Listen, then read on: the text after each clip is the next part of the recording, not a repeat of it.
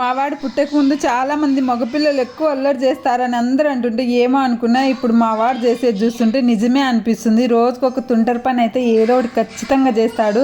నిద్రపోయేటప్పుడు తప్ప వాడు మేల్కొని ఉంటే వాడికి ఖచ్చితంగా నేను కాపలా ఉండాల్సిందే. అన్నిటికీ లాక్లు వేసుకోవాల్సిందే.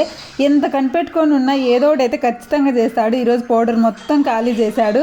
మొన్న ఒకరోజు పేస్ట్ మొత్తం ఖాళీ చేసి ఆ పేస్ట్ బియ్యం సంచిలో దాచిపెట్టిండు నాకు తెలియకుండా ఉండాలని. నిన్నైతే హెయిర్ ఆయిల్ దొరికితే అది మొత్తము హాల్ అంతా చైర్లకు అంతా పూసేసి బియ్యంలో కూడా కలిపాడు హెయిర్ ఆయిల్. 10 నిమిషాలు వదిలేస్తే చాలు నాకు జ్వరం తెప్పిస్తాడు సాయంత్రానికి మావాడు. అందరి పిల్లలు అంతేనో మావాడే అంతేనో నాకు అర్థం కాదు. ఇలాంటి తుంటరి పనులన్నీ చేసి ఒకసారి ఫస్ట్ ఫ్లోర్ నుంచి కింద పడ్డాడు.